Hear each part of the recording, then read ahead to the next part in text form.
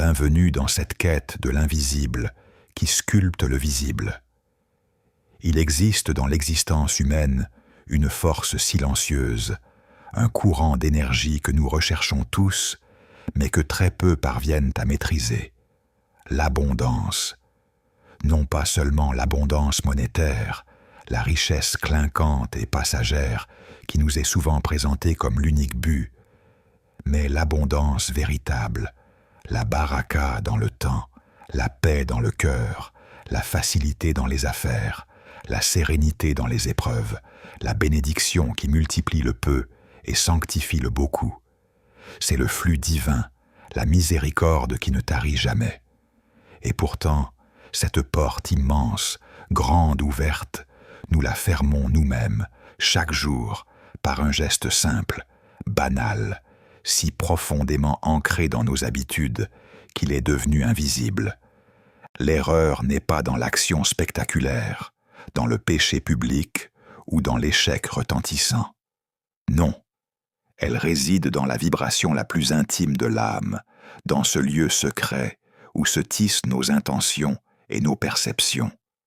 C'est l'erreur du cœur, l'erreur que l'on commet lorsque, sans le savoir, nous nous mettons à jouer le rôle du divin dans nos vies, lorsque nous nous arrogeons un droit qui n'appartient qu'à lui, le Créateur et le Pourvoyeur. C'est l'erreur du regard. Imaginez un instant un jardinier. Il a semé sa graine, l'a arrosée, a pris soin de la terre. Chaque jour, il vient, non pas pour l'admirer ou remercier le ciel pour le miracle de la croissance, mais pour la juger. Il compare sa petite pousse encore timide à l'arbre majestueux du voisin. Il s'agite, soupire. Elle n'est pas assez haute, elle n'est pas assez verte, elle n'est pas assez rapide. Il ne voit pas la promesse, il ne voit que la manque. Son cœur se remplit d'une anxiété sourde, d'une insatisfaction persistante, d'une amertume face à ce qu'il perçoit comme son propre échec, ou pire, comme une injustice de l'univers. Ce jardinier, c'est toi, c'est moi. C'est l'être humain qui bloque son propre flux d'abondance en commettant l'erreur la plus secrète et la plus quotidienne, la non-reconnaissance. Ce n'est pas la négation de la gratitude, le simple fait de ne pas dire « Alhamdulillah » après un repas. C'est quelque chose de bien plus profond, de bien plus toxique. C'est la négation de la présence divine dans l'instant présent, la cécité du cœur face aux innombrables trésors qui nous entourent en maintenant et qui ne demandent qu'à être reconnus pour se multiplier. C'est l'âme qui dit « Ce que j'ai n'est pas suffisant. Ce que j'ai n'est pas assez beau. Ce que j'ai n'est pas assez bien comparé à... » Si ce message résonne en toi, si tu as déjà ressenti cette frustration, cette attente douloureuse d'un futur qui viendrait enfin combler le vide du présent, alors prends un instant pour toi. Laisse une trace de ton engagement en aimant cette vidéo. Abonne-toi à cette chaîne pour ne jamais manquer la lumière qui peut changer ta perception. Et partage ce message avec ceux que tu aimes, car cette vérité est une clé essentielle pour toute l'humanité. Revenons à l'histoire. L'abondance est un miroir qui reflète notre état intérieur. Si le miroir est terni par la poussière du manque et de l'ingratitude, il ne peut refléter que l'ombre et la limitation. L'histoire du mendiant et du calife. Il est dit qu'un homme d'une grande piété, mais accablé par une pauvreté amère, voyageait pour chercher de l'aide. Son cœur était lourd, ses vêtements usés. Il arriva dans une ville où régnait un calife réputé pour sa justice et sa générosité. Le mendiant attendit des jours devant les portes du palais, regardant défiler les courtisans, les marchands prospères, les soldats bien nourris. L'amertume grandissait. « Pourquoi eux et pas moi ?» se demandait-il sans cesse. « Le monde est injuste. Dieu m'a oublié. Un matin, alors qu'il était le plus accablé par le froid et la faim, il vit un autre homme, tout aussi pauvre que lui, mais dont le visage rayonnait d'une paix étrange. Cet homme n'attendait pas. Il était assis à l'ombre d'un palmier et écrivait sur un vieux morceau de parchemin. Notre premier mendiant, lassé de sa propre plainte, s'approcha, intrigué.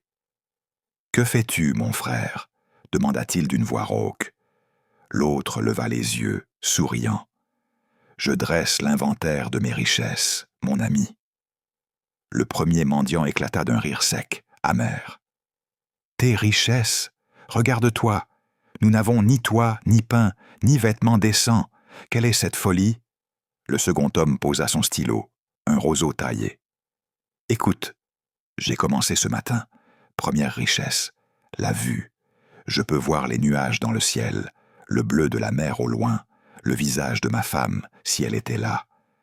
Combien me paierais-tu si je te proposais de t'arracher la vue pour 1 million de pièces d'or ?» Le premier mendiant se figea. « Jamais, pour rien au monde. » Deuxième richesse, l'ouïe. J'entends le chant de l'oiseau, le murmure du vent dans les feuilles. Combien pour te rendre sourd à jamais? C'est absurde. Je ne vendrai pas mon ouïe. Troisième richesse, la raison. Je peux penser, réfléchir, imaginer, me souvenir. Combien pour te rendre fou? Le premier homme recula, horrifié. Cesse cette conversation. Ces dons sont inestimables. Le second mendiant sourit doucement. Exactement. J'ai 3 richesses inestimables, mon frère, qui valent plus que tout l'or de ce calife. J'ai commencé à les écrire, et la liste s'allonge déjà. La capacité à respirer sans douleur, l'eau fraîche qui désaltère, le sommeil qui me répare. Comment pourrais-je me plaindre d'être pauvre, alors que mon Créateur m'a comblé de trésors que je ne vendrais pour aucune fortune? Le premier mendiant fut frappé d'une révélation fulgurante, une honte glacée. Il venait de comprendre l'erreur secrète. Il avait considéré l'absence de ce qu'il désirait comme la preuve de l'absence de ce qu'il possédait déjà. Il avait insulté la générosité divine en ignorant ses dons permanents. Son cœur était fermé, non par la pauvreté extérieure, mais par la cécité intérieure. Il attendait l'abondance comme une dette qu'on lui devait, au lieu de la reconnaître comme un flux permanent qu'il devait simplement accueillir avec humilité et reconnaissance. L'erreur secrète qui bloque ton abondance est de mesurer ta valeur et celle de ta vie à l'aune de ce qui te manque et non à l'aune de ce qui t'est donné. Ce changement de regard n'est pas une simple pensée positive, c'est un acte de foi profond, un tawhid appliqué à ta perception du monde. Reconnaître le donateur dans le don est l'essence de la gratitude islamique, le shukr. C'est le moteur de la baraka. Le Coran est clair. Si vous êtes reconnaissant, très certainement j'augmenterai vos biens. Mais si vous êtes ingrat, mon châtiment sera terrible. Sourate 14, verset 7. La promesse n'est pas conditionnelle, elle est mécanique. La reconnaissance active le multiplicateur divin. L'ingratitude l'arrête net. La non-reconnaissance est le cache-misère du cœur. Nous avons tous été éduqués, par la société de consommation et la culture de la comparaison, à vivre dans une tension constante vers le plus, le mieux, le prochain. Ce conditionnement crée une maladie spirituelle, l'anxiété de l'avenir combinée au mépris du présent. Chaque jour, tu te réveilles, tu respires, tu as une fonction dans le monde, même si elle te paraît insignifiante. Tu as des capacités, tu as une histoire, tu as la foi, l'eau, le toit, la santé, le fait d'être à l'abri des grandes calamités qui frappent le monde.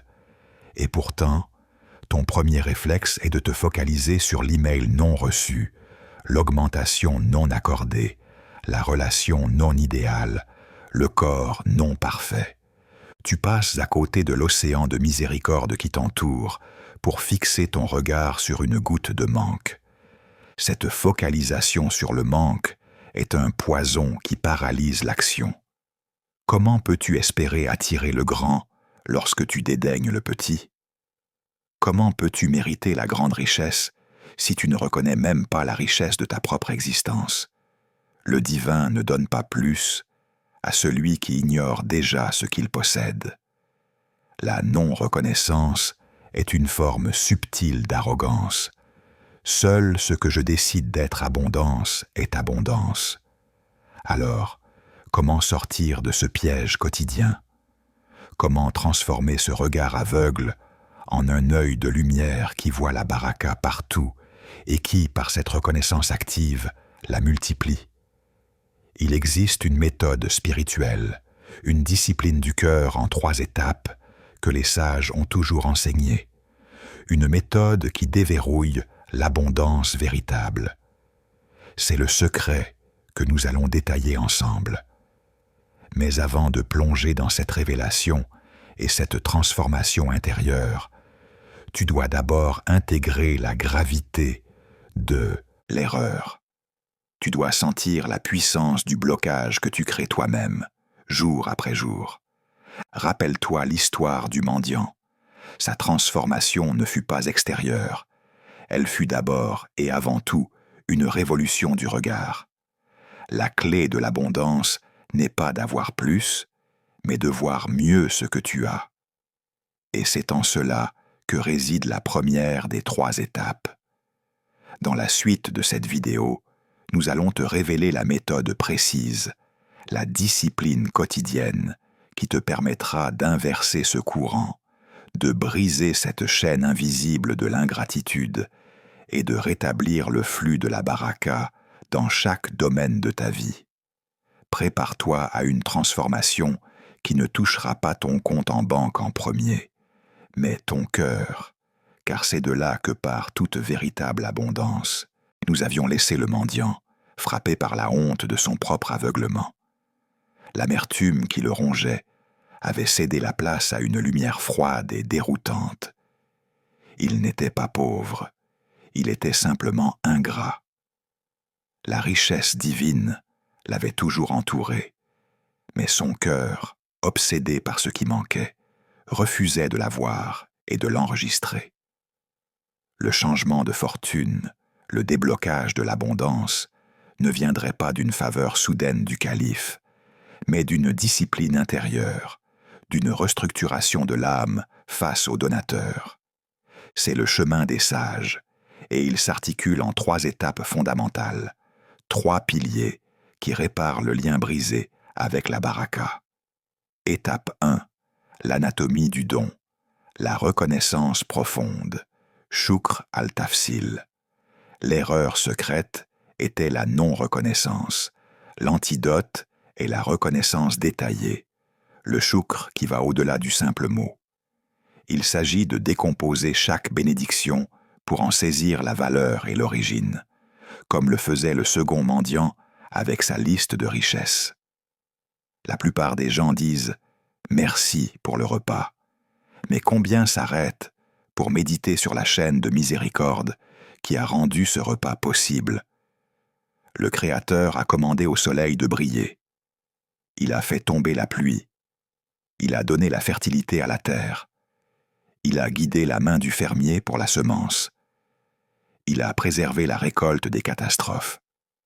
Il a donné la force au cuisinier pour la préparer. Il a donné la santé à ton corps pour la digérer. Si une seule de ces étapes avait manqué, ce repas n'aurait pas existé. Ta capacité à t'asseoir à table n'est pas un accident. Elle est la convergence miraculeuse de dizaines de milliards de causes et d'effets orchestrés. La reconnaissance profonde, c'est voir le visage de la miséricorde derrière la feuille de salade.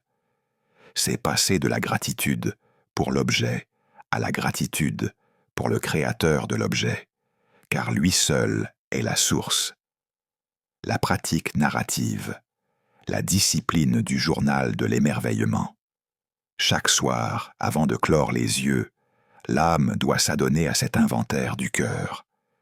Ne te contente pas de lister 5 choses pour lesquelles tu es reconnaissant. Détaille-les. Ne dis pas « Je suis reconnaissant pour ma santé ». Dis plutôt « Je suis reconnaissant pour la facilité avec laquelle mes poumons se gonflent et se vident sans que j'y pense, pour la capacité de mes yeux à distinguer cette couleur précise, pour la force de mes jambes qui m'a porté jusqu'à mon travail. » Ne dis pas « Je suis reconnaissant pour l'argent ».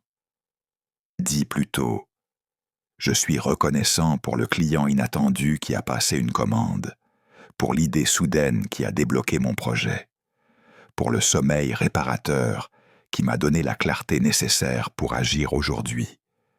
Je reconnais que même le peu est une graine de plus grand. » Cette pratique narrative quotidienne crée une nouvelle cartographie neuronale du cœur.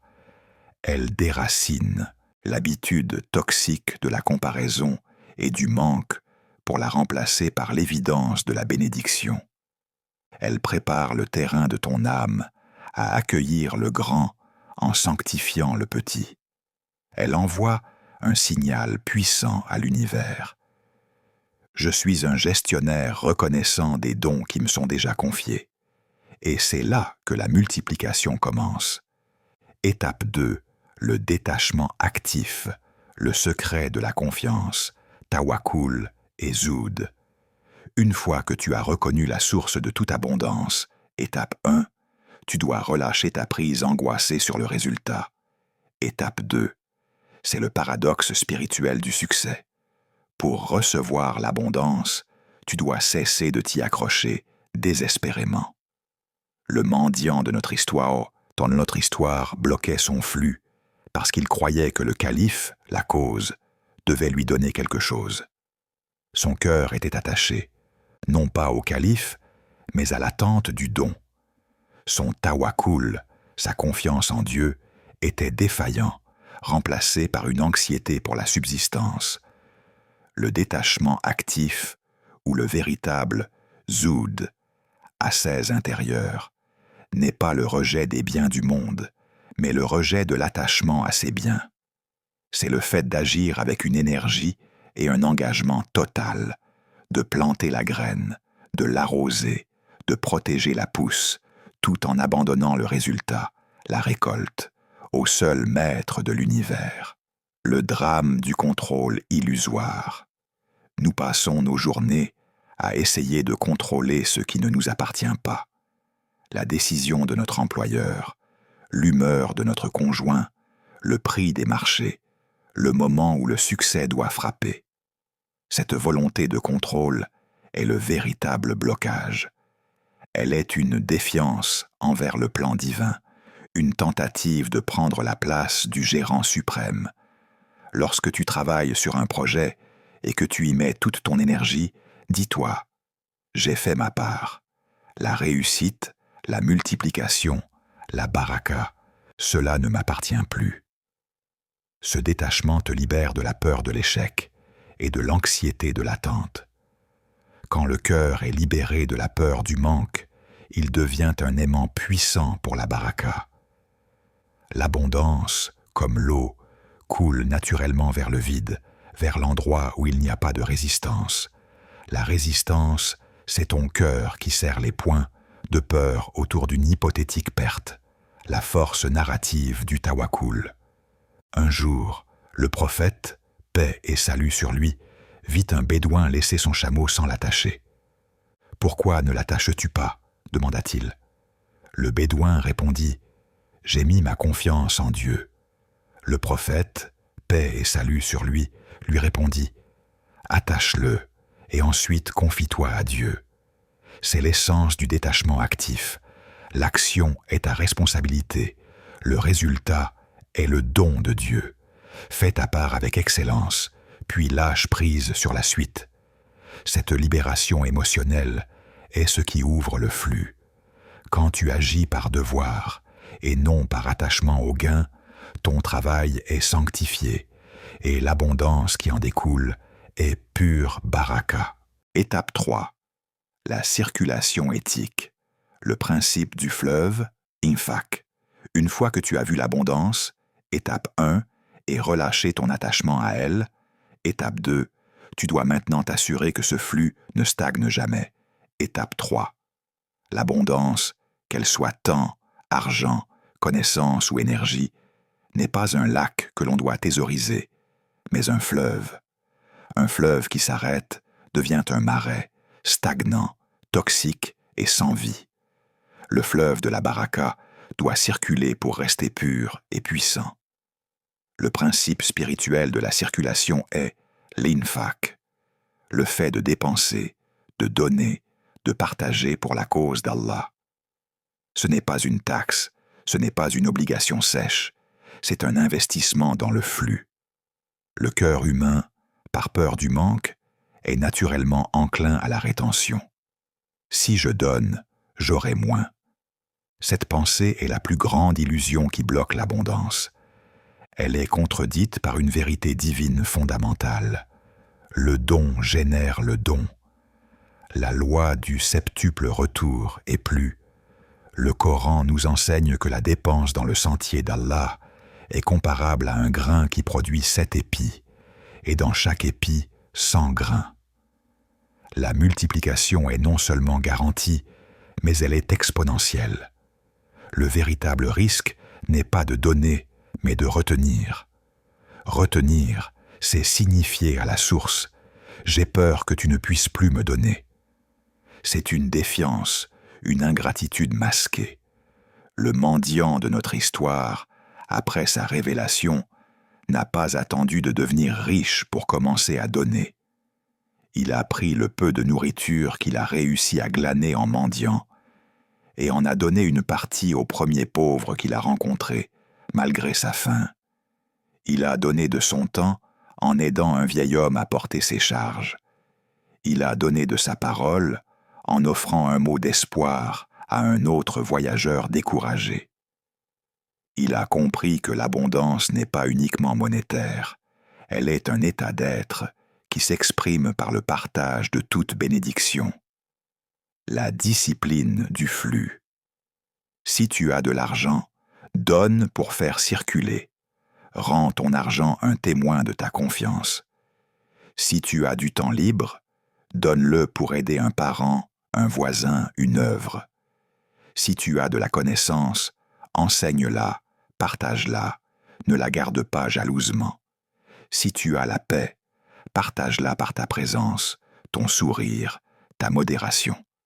C'est cette circulation éthique qui fait de toi non pas un simple bénéficiaire, mais un canal de la miséricorde divine. Et un canal, par définition, est toujours plein. La transformation finale, le véritable secret de l'abondance, n'est pas une formule magique pour devenir millionnaire rapidement. C'est une restructuration profonde de ta relation avec la source. Regarde l'abondance. Étape 1, shukr. Reconnais avec détail et gratitude ce que tu as maintenant. Lâche l'abondance. Étape 2, tawakkul.